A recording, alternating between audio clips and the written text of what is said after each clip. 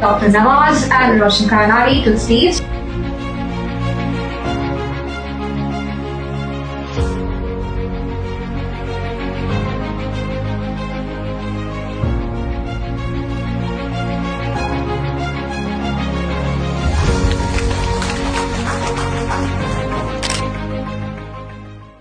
Good evening, ladies and gentlemen. Let's invite our Honorable Chief Guest of the Day, Dr. Navas and Roshan Kynadi, to the stage. With a round of applause, let's invite them to our stage. A very warm, delightful evening to another present here. Honorable Guest and Chief Guest of the Day, it's a pleasure to welcome you all for the inspiring evening session of Leaders Connect. Today, we will have a privilege of meeting two remarkable leaders who have embroidered with the vision, action, and impact. Let me all welcome to the wonderful session of Leaders Meet. We are equally honored to welcome Dr. Navas K.M, a leader whose expertise, dedication, and guidance have inspired countless of minds. Let's all give a good round of applause towards him. I welcome you to this, sir. Next, let me invite Mr. Roshan Kynadi, a true innovator who blends farming and adventure tourism and technology from building Kynadi plantations and a lot more, who have inspired lots of books as well as business magazines, and even presenting a bold infrastructure ideas like Skyway project to the Kerala cabinet. So let me invite honorable guest, Dr. Kynadi sir, to the stage. So let's all have a very interactive and informative sessions. So for that, let me invite again Mr. Roshan Kynadi, and I'm handovering the stage towards him. So please. Good evening, everyone. For all of us who have grown up in Calicut, Dr. Moidu is a name that we all respect, and he is in fact very much part of the development process of Kozhikode and Malabar. He is one person who is very passionate about the development of this region, and because of which we always see him very often. And he successfully created a hospital called National Hospital. And over time, when his next generation came in, they have created something beyond what he created, something beyond just a hospital, building a series of very successful educational institutions. I think we are privileged to have Navas with us here today, because I am sure there is so much for all of us to learn from what he has gone through. So let us not waste our time. I do not want to go for a long introduction because he is known to everyone. Let us go into the process of extracting information from him, knowledge from him. So I'll start off with, Navas, tell us about your education and how you landed up in the education industry. I am right now 58 years old. And apart from 4 years, I spent my entire time in the beautiful city of Calicut, Kerala. My schooling, first primary schooling was in Ayathan Gopalan Memorial School. Then I studied in St. Joseph's High School, Calicut. That's an aided school run by Jesuit fathers.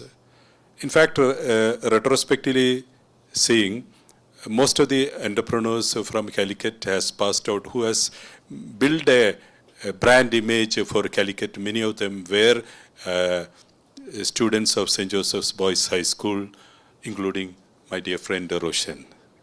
So after that, I did my PDC at Malabar Christian College, Calicut, run by CSI Church. Then I was fortunate enough, in my first chance, I was fortunate enough to get into the best medical college in Kerala, that is Calicut Medical College. I was the third batch of entrance in Kerala, and I got into medical college with a rank of 7th rank. And most of us know that for the last 75 years, even today, the most sought after undergraduate program in the whole of India is MBBS. After that, I completed my MBBS with first class from Calicut Medical College. Then I wanted to do radiodiagnosis, MD radiodiagnosis. So that makes me more passionate to do more things in higher education. Excellent. Even though what we have heard now is a success story, let us also listen from his own words, the challenges that he had to face in the initial years or anywhere in between. The most difficult part in establishing a higher educational institution is the amount of money you have to spend. And it is a really capital intense the field where we have to build. I have myself built more than 40 lakh square feet for my own institutions. And if I had built that for the others in Kerala, I would have been a third or fourth builder in this whole of Kerala but I have built my own. So the capital mobilization, and because you would have heard that many higher educational institutions are closing down, there are no students. So the financial institutions are also a bit worried about what is going to happen when they finance an institution. So they ask for extra collateral. So raising fund is the most important difficult thing that we have to face in a higher education institution. Number two is when we are running institutions like medical college, the yearly approval process is a real tough job for any kind of a person. So in between you may lose approvals. It is when you go through that only you can realize that how much hardship you have to face to run a medical college. So when somebody asked me whether you are starting a second medical college, I told them that in one lifetime, one medical college is enough. Okay. What are the changes or improvements that you have incorporated in your business that will make you relevant in the days to come? One thing what we have done is, as I always say, that in nowadays, knowledge is there everywhere. So youngsters need not come to college to get knowledge. Now big companies have started recruiting people who doesn't need to go to college. They have their own coding skills or some other skills that they can take up. So what is there which is not there in usual colleges which I provide? I am sure that the kind of social interactions, the kind of personality development that is happening in the institutions will go a long way in keeping my institutions alive for a long time. Apart from that, from being a purely higher education institution, we have moved to certain other areas like healthcare is a major thing that we are focusing now. Among healthcare, apart from the curative part, we are into preventive part as well as a rehabilitative part. As the patients get older, the people get older, they require care. There is an article which says that the doctors the AI may take up many of the doctors' job. But the empathetic part of it, the nursing care, the care, those things, no AI can ever take up that. And we are also into skill development, where we want to continuously upgrade the skills of the people. All those things, I think it will keep me relevant for the next 40 years at least. Excellent. I think all of us would agree that Kerala is known for its labor pains, not the conventional form of labor pain, but another form of labor pain. And I'm sure you would be managing a huge workforce. So how do you do that in your organization? And I've heard that you have a cross-section of society working under you in various domains, not just to confine to one community or one state or one district. Tell me about that also? See, I am fortunate to say that in my organizations, there are more than 5,000 people having direct employment in my organization, out of which at least 1,000 plus people are medical doctors. We have a large number of MBBS, MD doctors, and from dental side, from Ayurveda side, we have a large number of doctors. So, and we in hospital and in other institutions, we have regular employees as well. In fact, we also had our share of labor trouble and all in the last 10 years back. We had a big strike and all that. But one thing what we have to do is, in Kerala, to remain relevant, it is better that you follow all the statutory requirements as far as the labor is concerned. I tell my finance people, even if you don't do business, it is okay. You file your PF, your ESI, your TDS and all other things in time. Even if you don't sell anything, it is okay. It is fine. Because the fine, penalty and prosecution are the terms which you have to be very, very careful, especially when we are under the central government laws. So that aspect we have to cover.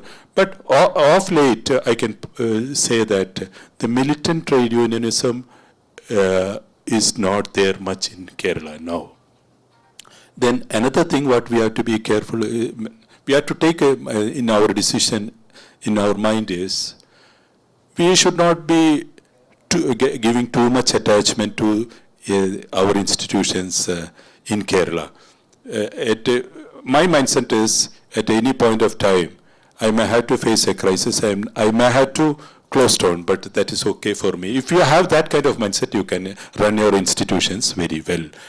All the young entrepreneurs, aspiring entrepreneurs sitting here, the importance that he gives to compliance, all the government regulations, this is very important. In fact, many a times when we associate with startups, lack of compliance many a times create a lot of problem to them. And he has rightly said mentioned the importance of complying with all the rules and regulations effective in the state or state government or central government also. Tell us about the important milestones that you have achieved in the recent past. In the recent past, as I have already said, 2 years back I became the biggest medical college in the whole of Kerala.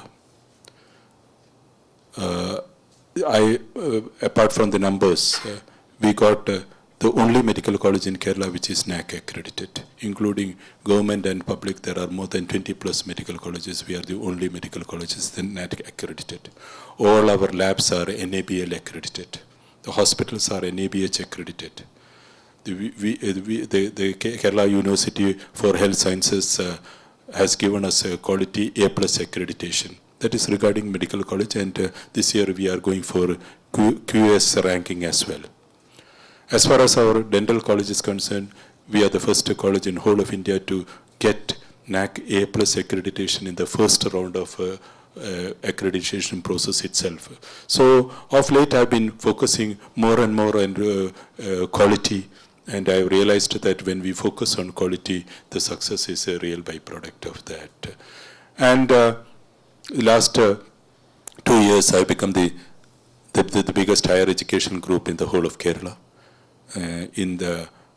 This month I have simultaneously opened 3 technical campuses in different parts of Kerala, one in Kasaragod, one in Badagara, and one in Perindalmanna, and that this month we got approval from AICTE, Kerala government, and Kerala Technological University to admit students. Excellent. Okay. Tell me something about the role of trust in entrepreneurship. In fact, I believe that is a big challenge.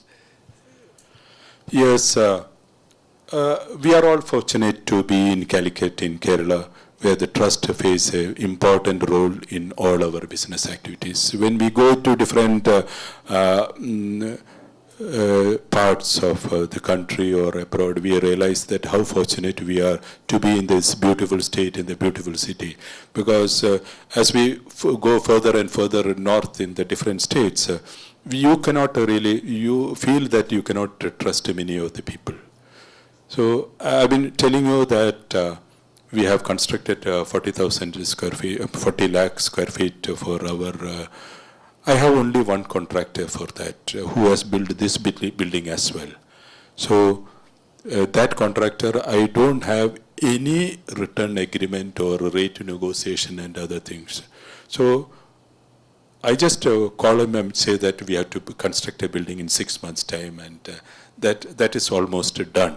And we never had any dispute regarding the payment or anything, and that speeds up our process. So the building we can construct in 1 year time, you can construct in 6 months time, and so I have a dedicated people who does the design for my building, construction for my building, the electrical part. I have a dedicated set of vendors, and I make sure that they get their payment in time, they get their entire payments. So that kind of trust between the people, that is very most important. The second one is, I am in a field where the end users or the so-called customers depend a lot on trust. Education is one field where, like you know, when the CMI institution is there, even if it is a new institution, people will flock to that place because they know CMI brand value gives a real trust factor is there. Same with the healthcare. So in my field, the trust plays an important role in my activities. True. I'm sure since you have created so many bright young minds, you also would have a lot of dreams about the future of Kerala. Tell us about that. My dream about Kerala is, I am staying adjacent to this building. I stay with my parents.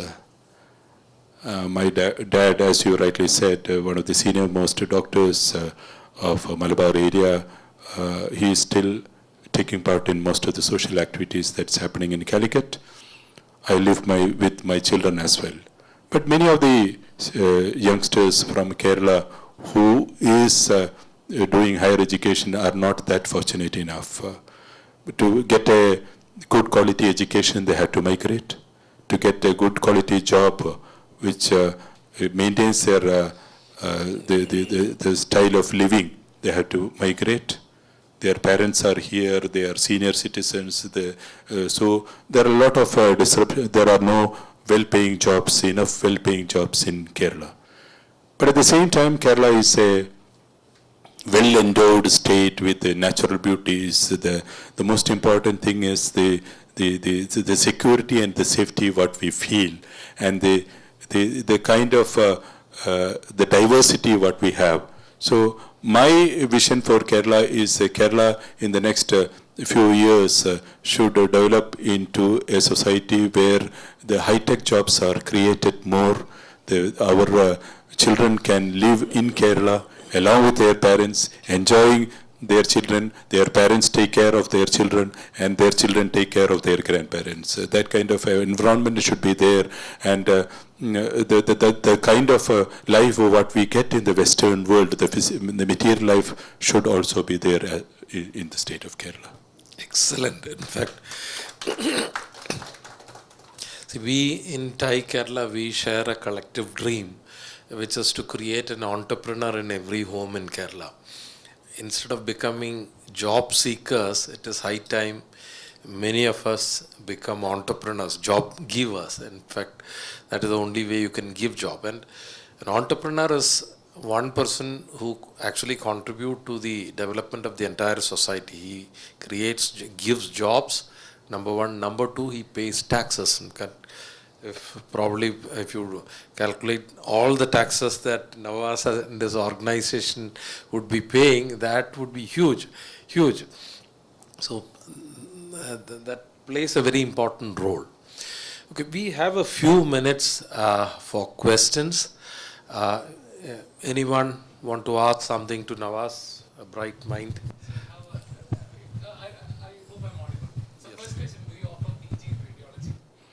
Yes. I don't want to repeat the same thing, but we have a maximum number of seats among private colleges in radiology in Kerala. Also, we have 5 radiology seats every year. Just to add something to what you asked. In fact, a few days back, there was an article by the CEO of Google DeepMind, and he has said that AI can replace doctors in healthcare, but not nurses. While we check NetMeds or some online pharmacy things, if we can even order scheduled drugs through them, because we will get a call after 30 minutes claiming that they are doctors and they will prescribe whatever medicines we needed and they will send to us. So I don't think that's a issue facing in this, I think. That is regarding online pharmacy also, there are a lot of controversies. Even Government of India is not very keen on having the online pharmacies. They are going to, in my opinion, they are going to regulate that kind of sales.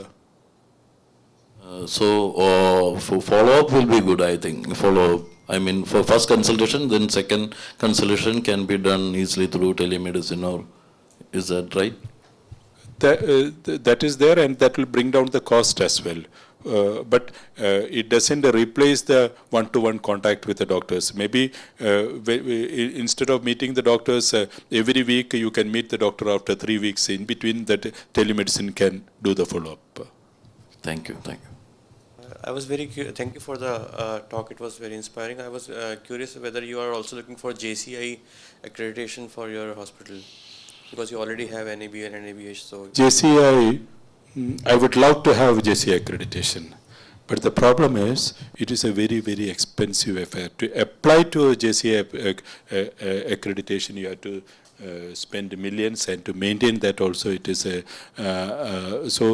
what I have observed is some of the institutions who already had a JCI accreditation are finding it difficult to maintain that. In my hospital we cater mostly to relatively middle class and lower middle class. So our patients cannot afford that kind of, finally the patients have to pay for the cost for that. Our patients may not be able to afford that kind of facility. Hi, my name is Aslan. As part of the new academic NEP and FIUG, you are doing a wonderful job with the KMCT, for sure. Other than that, we have almost a 60% youth, as we discussed, below 35 years by 2030 actually. So most of the college outs are not employable in one way or another. So as a academist, what is your advice to the society, other than what you are doing, the great job? See, I would say that most of the doctors who are passing out from medical schools are employable. Most of the dental doctors are employable. Most of the nurses are employable, because the kind of education that they get is different from what they get in an engineering school or arts and science college in India. Because a hospital is an integral part of medical school. After the first year of training in anatomy, physiology and biochemistry, they enter into the hospital, and during the entire last 4.5 years, they are spending half of their time in the hospital seeing the real patients.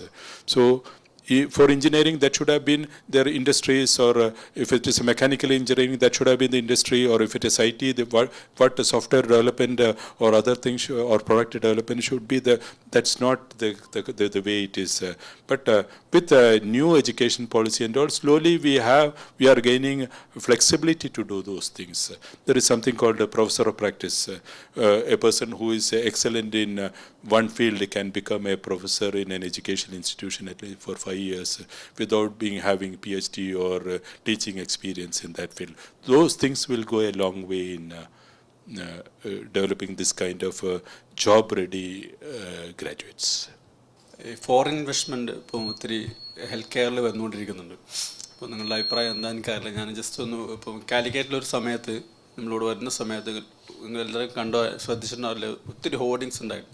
ആ ഹോർഡിങ്സിൽ ഏറ്റവും കൂടുതൽ ഹോസ്പിറ്റൽസിൻ്റെ hoardings ആയിരുന്നു. നമ്മൾ വിചാരിച്ച് കാലിക്കറ്റിൽ വന്ന് നമ്മൾ വേറെ എവിടെ വന്ന പോലെ നമുക്ക് ഫീൽ ചെയ്തത്. മീൻസ് മീംസ് ബേബി എല്ലാവരും കൂടെ ഹോർഡിങ്സ് കൊണ്ടൊരു തല്ലായിരുന്നു ഒരു സമയത്ത്. സോ എന്താണ് സർ നിങ്ങളുടെ അഭിപ്രായം ഈ ഫോറിൻ ഇൻവെസ്റ്റ്മെൻറ്റ് ഹെൽത്ത് കെയർ ഇൻഡസ്ട്രിയിൽ വരുമ്പോൾ അതിന് ദോഷമാണോ അതോ? ഞാനിവിടെ അത് പറയാൻ ആഗ്രഹിക്കുന്നില്ല, എങ്കിലും ഞാൻ ഫോറിൻ ഇൻവെസ്റ്റ്മെൻറ്റ് സ്വീകരിക്കാൻ ആഗ്രഹിക്കുന്നില്ല. കാരണം എൻ്റെ പേഴ്സണൽ അഭിപ്രായത്തിൽ എഡ്യൂക്കേഷനും ഹെൽത്ത് കെയറും ഒരു പ്രൈവറ്റ് ഇക്വിറ്റി വരേണ്ട ഒരു ഏരിയ അല്ല. Private equity looks at the return of 25-30%, even more. So who is investing in private equity? They're a pension fund in Canada or a investor in US. They are looking at the total healthcare of the rich Indians as their profit making this thing. For them, for private equity, only top line and bottom line matters, nothing else matters. So ultimately, I am not for that kind of model. I am for something like a CMC Velour model, where we have a good hospital, where we can trust and go to that hospital, and nobody is individually benefited out of the treatment part. They may be paying good salary to their doctors, their salary, but our health is not listed in the stock market. Sir ഞാൻ സ്റ്റുഡൻ്റാണ്, പിന്നെ small startups run ചെയ്യുന്നുണ്ട്. അപ്പോൾ എനിക്ക് ചോദിക്കാനുള്ളത് വെച്ചാൽ ഇപ്പം എല്ലാ സ്റ്റുഡൻസും ശരിക്കും പറഞ്ഞാൽ സാർ പറഞ്ഞ പോലെ ഒരു ഗോൾ ഫോക്കസ്ഡ് ആയിട്ടല്ല വരുന്നത്.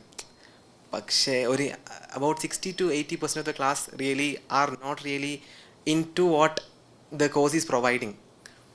So what are the from the part of KMCT and all, what are they really doing for the students to really from that category of to attain that category of students? Or sir മനസ്സിലായിട്ടായിരിക്കാം. നമുക്ക് ഒരു education institution we cannot provide all the ambitions of the students to them, but we can make them exposed to industries, make them, if it is a medical student, we can make them exposed to the other things. Later on they have to develop, they have to find out what is their passion and move accordingly. I have moved from the most sought after MBBS and MD to the higher education. Like that, we have to find our call and we have to move forward. ഒരു student വരുന്നത് പഠിക്കാൻ വേണ്ടിയിട്ടാണ്, പക്ഷേങ്കിൽ അവിടെ വന്നതിന് ശേഷമാണ് മനസ്സിലാവുന്നത് ഇതല്ല എൻ്റെ സ്റ്റാൻഡെന്ന്. അങ്ങനെ സിറ്റുവേഷൻ വരുന്നില്ല. ആ സിറ്റുവേഷനിൽ it is better that the student decides that it is not my calling, and it is better that he quit that course and go for something else. Probably many engineering colleges would have had the best musicians, the best performing artists. അപ്പോൾ അവർക്ക് അത് choose ചെയ്യാനുള്ള ധൈര്യമോ അല്ലെങ്കിൽ കാര്യമോ ഇല്ലാത്തപ്പോൾ നമ്മൾ പിന്നെ അതിൽ അങ്ങനെ ഒതുങ്ങി പോകുന്നതാണ്. ആ ഒരു ഇത് ബ്രേക്ക് ചെയ്യാനുള്ള കഴിവ് കുട്ടികൾ തന്നെ ഡെവലപ്പ് ചെയ്യേണ്ടി വരും. അതിന് അങ്ങനെയുള്ള ആൾക്കാർക്ക് അതിനുള്ള ഓപ്പർച്യൂണിറ്റീസ് ബാക്കിയുള്ളവർ പ്രൊവൈഡ് ചെയ്യും വേണം. നമ്മളെല്ലാം പഠിക്കുന്ന സമയത്ത് നമ്മളൊരു മ്യൂസീഷ്യൻ ആവുക എന്ന് പറഞ്ഞാൽ that means he is going to become popper.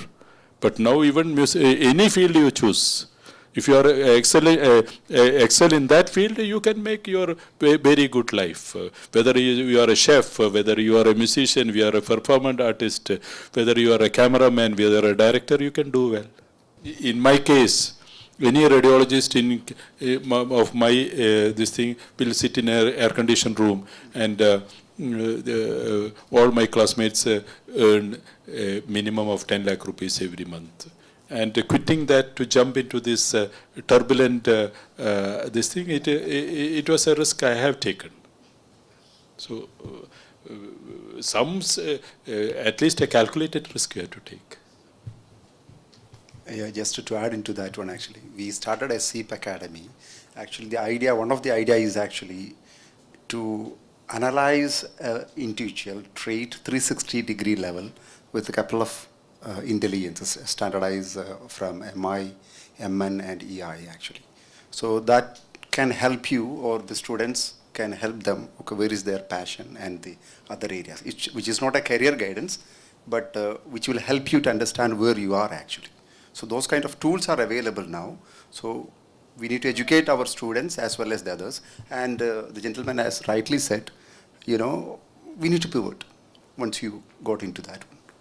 Okay. And second thing is to a doctor, as a medical industry, there are a huge amount of data is available, which is not utilized. Could you please take any kind of initiative into, a lot of Mayo clinics are there, a lot of clinics are, even CMI supporting the data and all. But whatever the reason, so private company or whatever, personal information which we need to share and all, irrespective of that one, if you can take that essence and contribute to society, as an academist and the industrialist. The data is the new oil that everybody knows. But the thing is, when it comes to medical data and all, we have to be very, very careful regarding that. It is the patient's privacy that is involved, and a lot of data theft is happening. And like private equity, many of our data is going abroad. So we have to be careful regarding that. Finally, my secret is my secret. I don't want to share it with others. So that has to be considered first before we. With that permission, we can go ahead with the data crunching, and which will help in developing new medicines, new treatment, and know about our disease patterns, which will be quite different from what we study in our textbooks. In the Caucasian population, what is happening in Caucasian population may not be relevant here.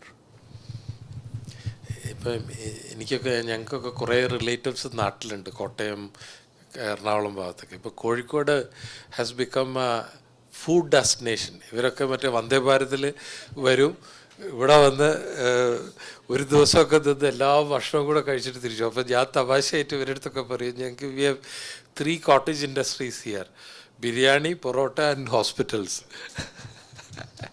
Time to wind up. Please, over to you. Kozhikode എന്താ പറയുക, ഭക്ഷണത്തിൻ്റെ നാടാണല്ലേ. നല്ല മൊഞ്ചുള്ള മനുഷ്യന്മാരും മൊഞ്ചുള്ള ഭക്ഷണങ്ങൾ കിട്ടും. And if you say that the best hospitals and best hotels are there.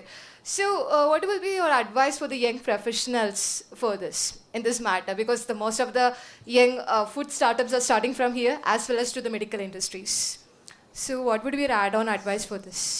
I will ask them to remain in Calicut and Kerala, to start do their software industry here, start entrepreneurship here, then but not that usual coding stuff. You make your own products.